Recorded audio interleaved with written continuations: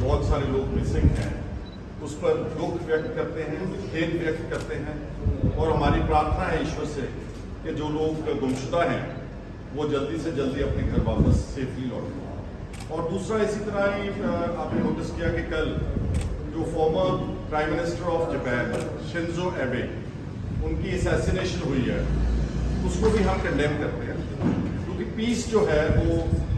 आज के युग का सबसे बड़ा सब्जेक्ट है। और जो भी देश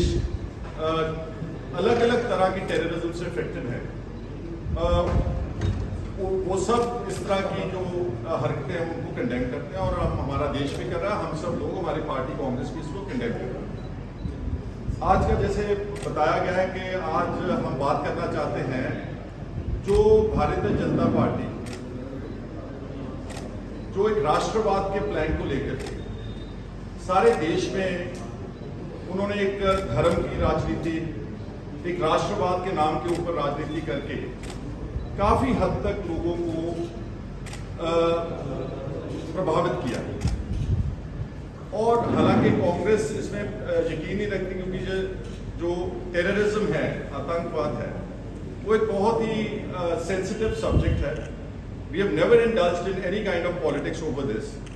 लेकिन आज कुछ उनका पर्दाफाश करने की कुछ ज़रूरत है। आपको बहुत सारा हम डाटा जो है ईमेल कर देंगे हमारी पार्टी की तरफ से, हमारे आपको फॉर्मली मिल जाएगा। लेकिन जो पिछले कुछ दिन पहले उदयपुर में जो कन्हैया लाल का बहुत जालमाना कत्ल हुआ, उसमें जो एक मुख्य आरोपी है मोहम्मद रियाज अतरी, वो गुलाब चंद कटारिया जो ऑपोजिशन लीडर हैं राजस्थान में, ये मुख्य आरोपी उनके सन इन लॉ का एम्प्लॉय था, और उसकी बहुत सारी तस्वीरें ऑपोजिशन के लीडर गुलाब चंद कटारिया जो बीजेपी है उनके साथ हैं। इसी तरह से आपका यहाँ पर जो लश्कर तौबा का जो पकड़ा गया पिछले दिन में तालिब हुसैन शाह, जिसके बारे में हमारी पार्टी के अलग अलग लीडर साहबान ने आपको खुलासा भी किया है, उनकी तस्वीरें अमित शाह के साथ, और किस तरह वो बीजेपी की आईटी सेल के साथ कनेक्टेड थे। और ऐसे ही डाउन द लाइन हम आपको कम से कम 10 इंस्टेंसेस हैं पिछले कुछ समय से कि जहां पर तो बीजेपी को सूट करता है ऐसे टेरर लिंक्स पैदा करना, उनके साथ मिलकर के काम करना। उस वक्त राष्ट्रवाद इनको याद नहीं आता, लेकिन जब इलेक्शन आ जाती है, जब एक अपील करनी है लोगों को धर्म के नाम पर, जात पात के नाम पर जब प्रभावित करना है, तो फिर ये टेररिज्म और आतंकवाद एक बहुत बड़ा मुद्दा बीजेपी बनाती है। तो आज हमारा ये मानना है कि बीजेपी को एक्सप्लेन करना चाहिए कि ये जो हम 10 इंस्टेंसेस दे रहे हैं, जैसे अभी तालिब हुसैन शाह का बोला, या जो उदयपुर में कत्ल किया मोहम्मद रियाज अतरी का बोला, या इससे पहले इरफान खान जिसने अमरावती केमिस्ट को उमेश कोले, और जो इंडिपेंडेंट एमपी हैं नवनीत राणा, जिसके बीजेपी के साथ क्या संबंध है आप अच्छी तरह सारी बात समझते हैं, या उससे पहले तारिक अहमद मीर जो 2020 में वेपन्स हिजबुल मुजाहिदीन कमांडर नवीद बाबू के साथ जो ताल्लुकात थे, और उनके ताल्लुकात कैसे बीजेपी के साथ थे। ये सारे इंस्टेंसेस बताते हैं कि BJP at its convenience is often found hand in glove with terrorists of this country. But when it suits their polity, they can very conveniently turn it around and make nationalism a very, very major big issue. After all, सारा देश nationalist है, जो इस देश से प्यार करते हैं, देशभक्त हैं, लेकिन केवल बीजेपी उनको इस तरह का जब पाठ पढ़ाती है, लेकिन दूसरे वहीं पर उन लोगों के साथ जो ताल्लुकात है, इसका पर्दाफाश किया। और इसका बीजेपी को जो पिछले दिनों में इल्ज़ाम लगे हैं और बड़ा कंक्रीट एविडेंस आया है कि उनके ये जो लोग देश को तोड़ना चाहते हैं, उनके ही आईटी सेल्स में काम करते हैं। और जिन लोगों की तस्वीरें आई हैं with various leaders, whether it's Gulab Chand Kataria or the Honorable Home Minister of this country, they have to reply and clarify this position on this. इसके अलावा मैं ये कहना चाहता हूँ कि ठीक है, बीजेपी ने पिछले 2 इलेक्शंस बड़े 2014 और 19 में एक नेशनलिज्म का और एक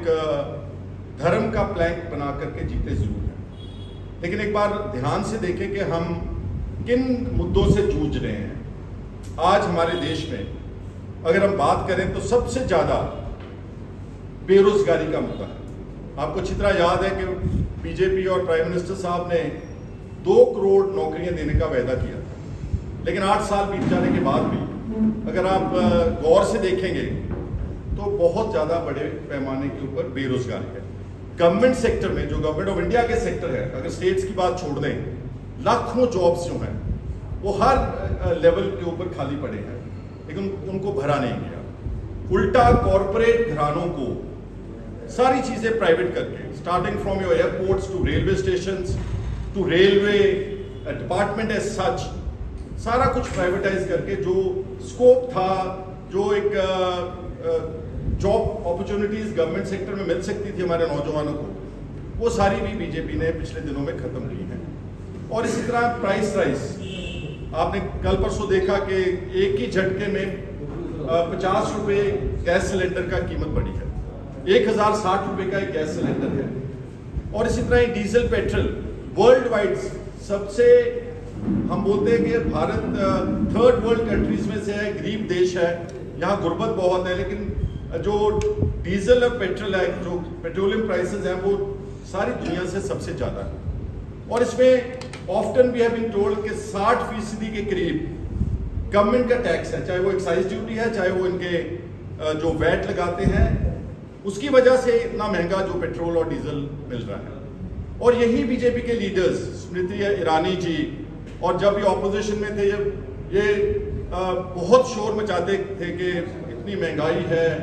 गैस की प्राइसेस इतनी होगी, सिलेंडर ऐसा हो गया, कितने प्रोटेस्ट इन लोगों ने लॉन्च किए पेट्रोल और डीजल को लेकर को। तो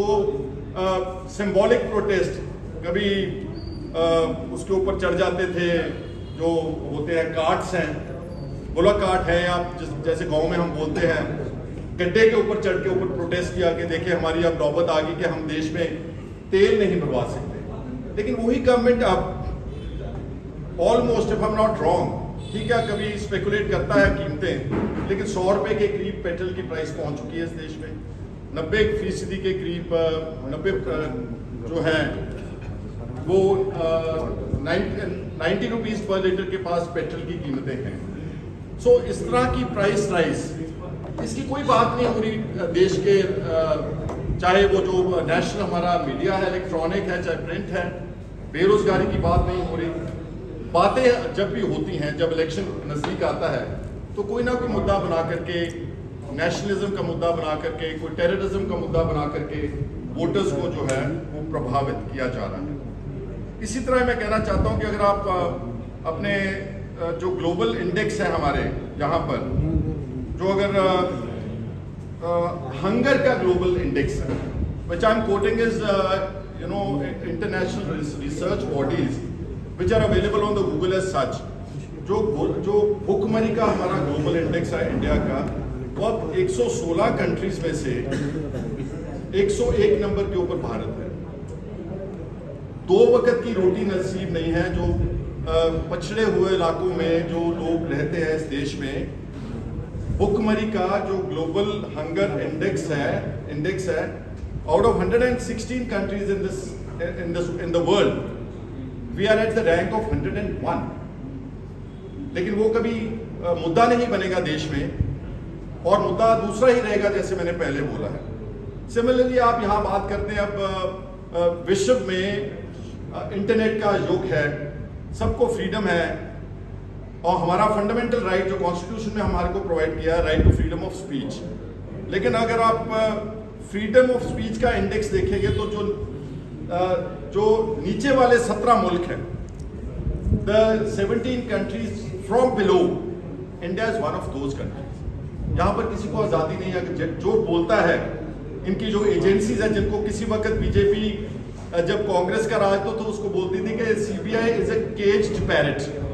पिंजरे का तोता है, कांग्रेस ने बना करके रखा है अपने ओपोनेंट्स को चुप कराने के लिए। लेकिन भाई साहब, मैं पूछना चाहता हूं कि पिछले 8 साल में जो प्रीमियर एजेंसीज हैं, जो ईडी है, एनफोर्समेंट डायरेक्टरेट, सीबीआई है, इनकम टैक्स है, डायरेक्टरेट ऑफ रेवेन्यू इंटेलिजेंस है, डीआरआई है, और ऐसी जो एजेंसीज हैं वो सारी की सारी अपने पॉलिटिकल ओपोनेंट्स को चुप कराने के लिए उनका पूरा इस्तेमाल किया गया। अभी हाल ही में नेशनल हेराल्ड केस में राहुल गांधी के ऊपर जिस तरह से continuously ED has been summoning him for at least about 1 week और 12-12 घंटे की क्वेश्चनिंग हो रही है, और ईडी जो है जो असल में इकोनॉमिक ऑफेंडर्स हैं, जो इस देश को लूट रहे हैं, बड़े बड़े इन्हीं के कॉरपोरेट घराने हैं, अडानीज और अंबानीज, जिन्होंने कितने लाख करोड़ रुपए इस देश के जो उनकी देनदारी है उनकी तरफ ईडी कभी किसी ने कोई ध्यान नहीं किया। और यहां तक के विसल ब्लोअर्स हैं, आपने देखा कि आप ही के मीडिया से कंसर्न मोहम्मद जुबैर को, just because he is a whistleblower, just because he is highlighting the atrocities in the media against the establishment, उनके ऊपर कैसे मुकदमे बना करके। अभी इससे पहले जो लोगों ने गुजरात का और जो राइट्स का इशू उठाया था, जो another human right activist Teesta Setalvad, उल्टा काउंटर केसेस बना करके उनको गिरफ्तार किया गया। युवापा को इस देश में जो भी लोग इंटेलेक्चुअल्स थे, जो ह्यूमन राइट के एक्टिविस्ट थे, उनको युवापा के अंदर बुक कर करके उनको कुल मिला के there is a environment of terror now at this point of time. और बीजेपी पहले तो ये बोल रही थी कि हम कांग्रेस मुक्त भारत करेंगे, लेकिन कुछ समय से ऐसे लग रहा है कि ये ऑपोजिशन मुक्त भारत बनाने के चक्कर में पड़ गए हैं। और आप देखें ईडी का starting from Jammu Kashmir right down to Tamil Nadu, किसी भी ऑपोजिशन को स्पेयर नहीं किया। सब पार्टियां, चाहे वो पीडीपी की बात कर लें, चाहे कांग्रेस की बात कर लें, भूपेंद्र सिंह हुड्डा, राहुल गांधी जी की बात कर लें, और आगे समाजवादी कर लें, टीएमसी कर लें, डीएमके की बात कर लें, no party has been spared. And मेरा एक सिंपल क्वेश्चन है मिसयूज ऑफ एजेंसीज, क्या पिछले 8 साल में किसी बीजेपी के लीडर को इन्वेस्टिगेट किया है अभी ईडी ने, सीबीआई ने? एक भी आदमी? After all, BJP is a party of big industrialists, corporate people and eminent businessmen in this country. लेकिन एक भी आदमी को, एक भी बीजेपी के लीडर को इन एजेंसियों ने पिछले 8 साल में कहीं तहकीकात नहीं की, which shows how these agencies have been misused and how they have been misused to settle personal political scores, to intimidate their opponents and try to create a situation in India where nobody can have the freedom to speak. और इसी तरह से और बहुत सारे international मैं बता सकता हूँ, ग्लोबल मीडिया वॉचडॉग रिपोर्ट है यहाँ पर, जो again coming back to the human rights index, it's very low. So हमारा ये मानना है कि आज देश में बीजेपी टेररिज्म को भी उनसे रिलेशन बना करके, जो उनके बड़े टेररिस्ट आका हैं उनके साथ संबंध बना करके हमारे देश को खतरे में डाल रही है, और इल्ज़ाम दूसरों के ऊपर लगाते हैं हमेशा। इसकी तहकीकात होनी चाहिए। जो हमने इस ईमेल में आपको डाटा दे देंगे about, there are good about 10 very solid connections of terrorist modules with important BJP leaders of this country, which need to be investigated, which need to be found out and appropriate action taken against them. इस विषय के ऊपर आज हमने आपसे ये सारी वार्तालाप की है। आपका मीडिया का यहाँ आने के लिए धन्यवाद। मैं अपने सारे जितने यहाँ हमारे कांग्रेस के वरिष्ठ नेता हैं उनका भी शुक्रिया अदा करता हूँ कि उन्होंने समय निकाला, और मेरी duty all India Congress committee की तरफ से आज सारे देश में 22 जगह के ऊपर इसी वक्त तकरीबन इस मुद्दे के ऊपर जो प्रेस वार्ता हो रही है, तो जम्मू में मेरी ड्यूटी लगी थी। मैं शुरू में बोलना था, I am Sukhpal Khera, I am MLA from Punjab, I am farmer leader of the opposition, and मेरी ड्यूटी यहाँ जम्मू की लगाई गई थी, इसलिए मैं तो आपके पास आप आए हैं। आपका सबका बहुत बहुत धन्यवाद।